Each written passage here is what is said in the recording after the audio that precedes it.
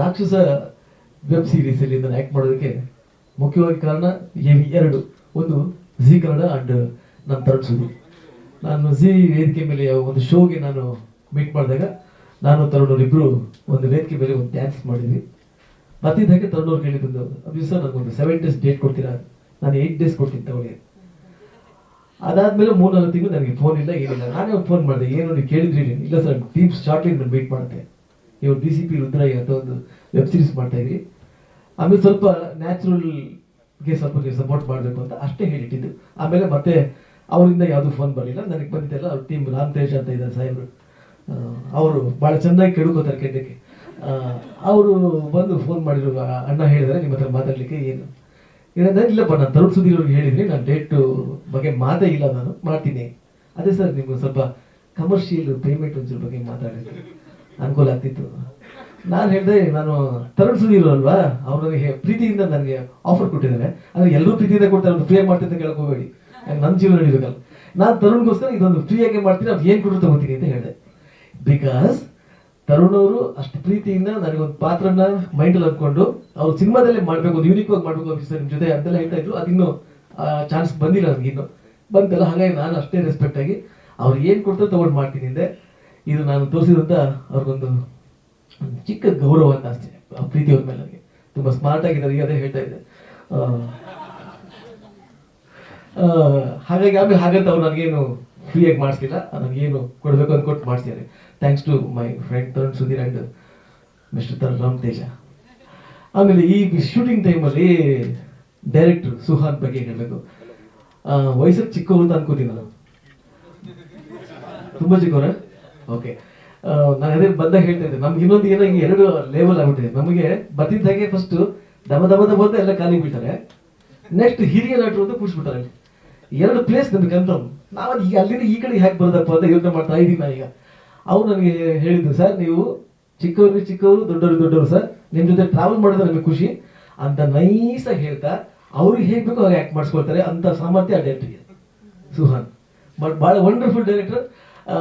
ಆಮೇಲೆ ನಾನು hair style ಆಗ್ಬೋದು ಅನ್ನೋದಕ್ಕೆಲ್ಲ ಒರಿಜಿನಲ್ ಆಗಿರ್ಬೇಕು ಸರ್. ನಾನು ಇಲ್ಲಪ್ಪ ಹೇರ್ ಸ್ಟೈಲ್ ಟ್ರಿಮ್ ಮಾಡಿಬಿಟ್ಟಿದ್ದೀನಿ, ಪರವಾಗಿಲ್ಲ ಸರ್, ನಿಮ್ಮ ಪಾತ್ರಕ್ಕೆ ಚೆನ್ನಾಗಿ ಮ್ಯಾಚ್ ಆಗುತ್ತೆ. 59 ವರ್ಷ ರಿಟೈರ್ಡ್ ಆಗ್ತಾ ಇರ್ತೀರಾ, 60 ವರ್ಷದ ಥರ ಕಾಣಿಸಲ್ಲ, ಬಟ್ 60 ವರ್ಷ ತೋರಿಸ್ತೀವಿ ನಾವು. ಹೀಗೆಲ್ಲ ಮಾಡಿ ನಮ್ಮನ್ನು ಕೆಲಸ ಮಾಡಿಸ್ಕೊಂಡಿದ್ದಾರೆ. Wonderful director. ಬಟ್ ಇಲ್ಲಿ ಭಾಳ ಆಶ್ಚರ್ಯ ಏನಂದರೆ, ಇಲ್ಲಿಂದ ಅಷ್ಟು ಜನನ ಸೌದತ್ತಿ ಕರ್ಕೊಂಡೋಗಿ ಆ ಒಂದು ಕ್ರೌಡಲ್ಲಿ ಅಷ್ಟೊಂದು ಜೂನಿಯರ್ಸು, ಅಷ್ಟೊಂದು ಕ್ರೌಡ್ ಇಟ್ಕೊಂಡು, ಇಟ್ಸ್ ನಾಟ್ ಈಸಿ. ಯಾಕಂದರೆ ನಾವು ಇಲ್ಲಿ ಮಾಡೋಕ್ಕೆ, ನಾನು 3 ಸಿನಿಮಾ ಪ್ರೊಡ್ಯೂಸ್ ಮಾಡೋದ್ರಿಂದ ನನಗೆ ಗೊತ್ತು ಎಷ್ಟು ಡಿಫಿಕಲ್ಟ್ ಇರುತ್ತೆ ಒಂದು ಸೀನ್ ತೆಗೆಯೋದು ಅಂತ.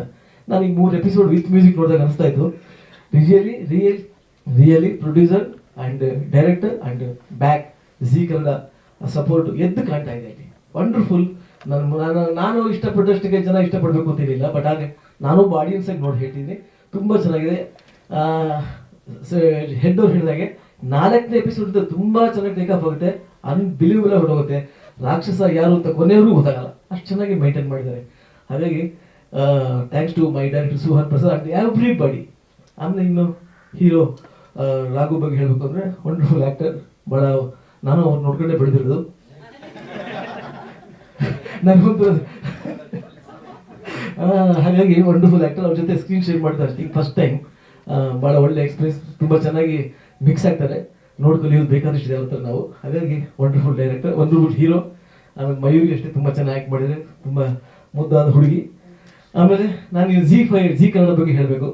ತುಂಬ ಗ್ಯಾಪಲ್ಲಿ ನಾನು ಮನೇಲಿ ಕೂತ್ಕೊಂಡಾಗ, 8-9 ವರ್ಷ ಕೂತಾಗ, ನನಗೆ ಒಂದು ರಿಯಾಲಿಟಿ ಶೋ ಮೂಲಕ ನನಗೊಂದು ಆಕ್ಸಿಡೆಂಟ್ ಕೊಟ್ಟಂಥ ಒಂದು ವಾಹಿನಿ ಝೀ ಕನ್ನಡ.